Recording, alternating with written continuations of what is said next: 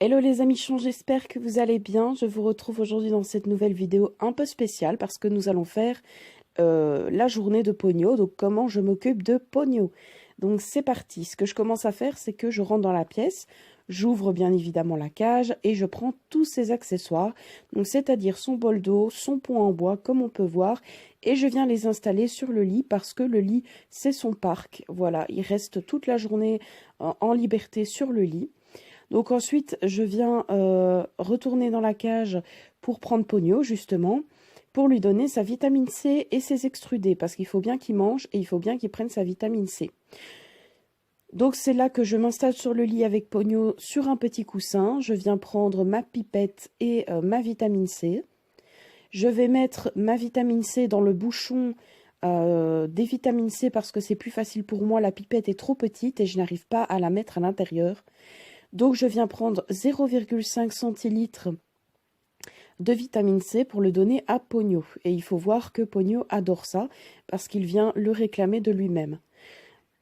Et il avale tout d'un coup. Ça, c'est normal, c'est Pogno, il adore ça.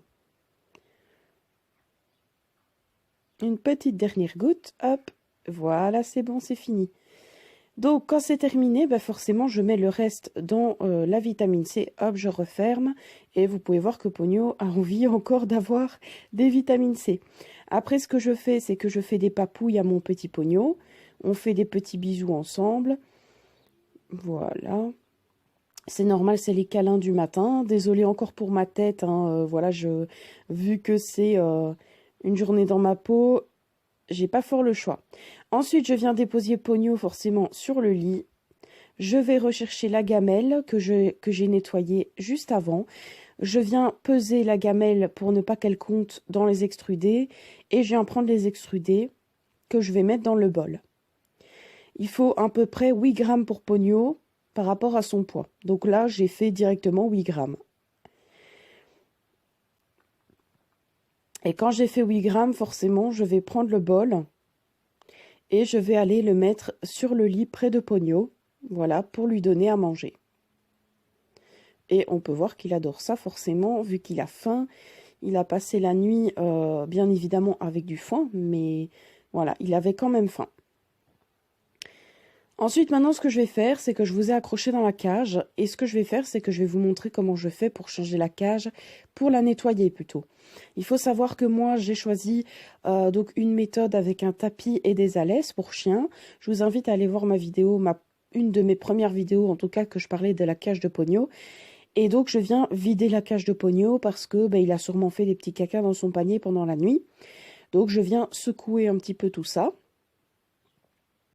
Et donc, si vous voulez plus de renseignements par rapport au tapis d'Alès, etc., je vous ferai une autre vidéo. Parce que là, forcément, je ne vais pas changer les tapis ni les Alès parce que c'est encore propre.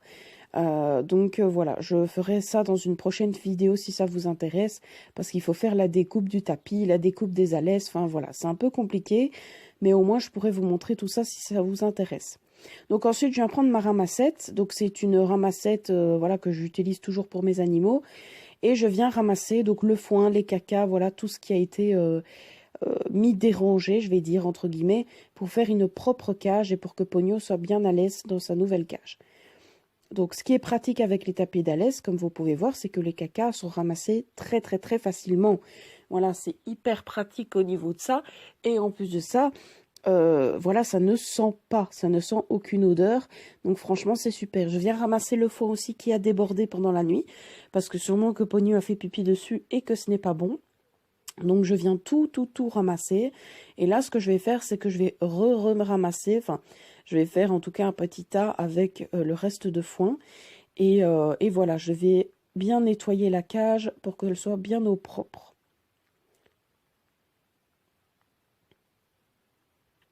Il faut savoir aussi que, comme vous pouvez le constater, il y a un bac bleu dans la cage de Pogno. C'est tout à fait normal, c'est parce que c'est sa litière. Je vais l'habituer en fait à faire caca et pipi uniquement dans ce bac bleu. C'est pour ça que le tapis est différent. Ensuite, maintenant, ce que je vais faire forcément quand j'ai nettoyé, c'est que je vais venir remettre toutes les affaires propres. Donc, j'ai fait tourner hier une machine avec toutes les couettes de Pogno. Et maintenant, vu qu'elles sont propres, je vais venir les installer dans la cage de Pogno. Donc là, j'ai mis un petit tapis pour chat, normalement, qui s'achète chez Action à 1 euro quelque chose. Je viens le mettre en dessous de la maison pour qu'il est bien chaud. Je mets la maison, je mets son petit couffin et on referme le tout. Voilà, c'est pas si compliqué que ça. Et maintenant, nous avons forcément une cage toute propre, voilà. Forcément, il y a encore des petits débris de foin. Je remets sa petite peluche en même temps. Il y a encore des petits débris de foin, etc. Mais la cage est beaucoup plus propre et forcément, je changerai la totalité plus tard. Et maintenant, ce que je viens faire, c'est que je viens m'installer près de Pogno quand j'ai terminé tout ça. Je viens voir mon petit bébé, voir ce qu'il fait, faire des papouilles, bien évidemment le laisser manger correctement, et quand il n'a plus faim, il viendra de lui-même vers moi. Mais bon, je l'incite quand même à manger parce que c'est un bébé qui n'est pas très très gros. Enfin, il a le poids idéal pour son âge, mais je préfère quand même le voir manger de mes propres yeux. Donc je viens m'installer. Et ensuite, l'après-midi, nous jouons à des petits jeux, voilà, avec Pogno. Donc là, par exemple, il est dans son petit tuyau. Nous sommes installés sur le lit et comme vous avez pu le voir par la suite, nous allons faire des petits jeux. Donc voilà, on voit Pogno qui est sorti du tuyau, donc je l'ai un petit peu enlevé parce que sinon, il va rester dedans. Hein, c'est pas un très bon coureur, hein, petit Pogno. Donc du coup, là, on commence, voilà, à faire des petits jeux tous les deux. J'essaye de l'attirer vers moi pour qu'on puisse jouer. Et donc, comme on peut voir, il fait le petit coquin. Hein. Voilà, il ne se laisse pas amadouer, je vais dire. Donc, du coup, ce que je vais faire, c'est que je vais lui donner une petite récompense pour lui montrer que, voilà, il faut venir près de maman. Et donc, par après, on peut voir qu'il commence à venir. Il a décidé de montrer sa petite tête trop kawaii.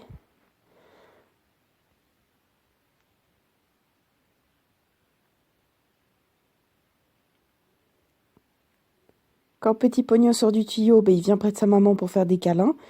Donc ça, je suis trop contente. Et puis ensuite, Fip, il se faufile sous la couette à sa maman pour faire des gros dodos tous les deux.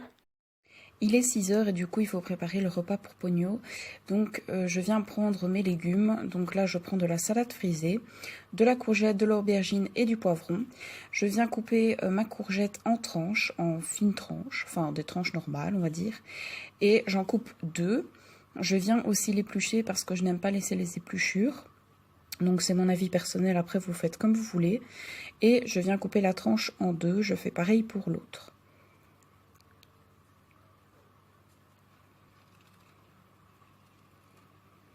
Juste après ça, je viens prendre mon aubergine, je coupe le début de l'aubergine vu qu'elle n'est pas bonne. Et pareil, je vais faire 2 tranches et enlever l'épluchure. Et je vais aussi les couper en 2.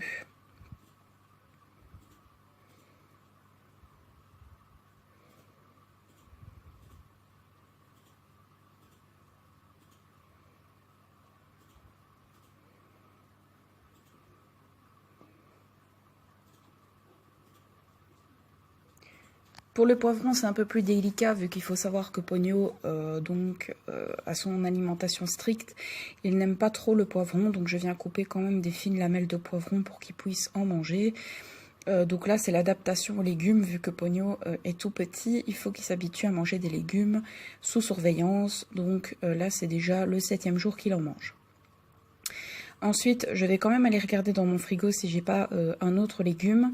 Je vais trouver du fenouil, mais malheureusement, il n'est plus fort bon vu qu'il a des taches, il commence tout simplement à pourrir.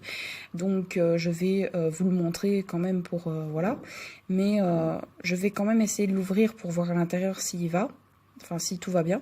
Mais même à l'intérieur, il commence à pourrir. Donc, je me suis dit, tant pis, ce sera pour la poubelle. Là, parce que personnellement, je ne mange pas non plus de légumes qui a moisi. Donc voilà, je vais apporter la petite assiette à Pogno et pendant qu'il le mange, je viens lui faire des petites caresses. Voilà. Donc je lui donne son petit morceau de courgette parce qu'on avait l'impression qu'il était un peu choqué. Et donc voilà, Pogno va manger son souper. Il faut savoir qu'après ça, forcément Pogno va dormir parce que c'est encore un bébé, donc il dort beaucoup. Donc forcément la vidéo est à présent terminée, mais j'espère en tout cas qu'elle vous aura plu. N'hésitez pas à nous dire en commentaire si vous avez apprécié ce genre de journée dans ma peau avec Pogno et je le ferai avec plaisir, il n'y a pas de souci. Donc voilà, après son repas, Pogno va au doudou. N'hésitez pas à laisser un petit pouce bleu et un petit commentaire et à nous dire si ça vous plaît. Je vous fais de gros bisous les amichons et je vous dis à la prochaine pour une nouvelle vidéo. Gros bisous!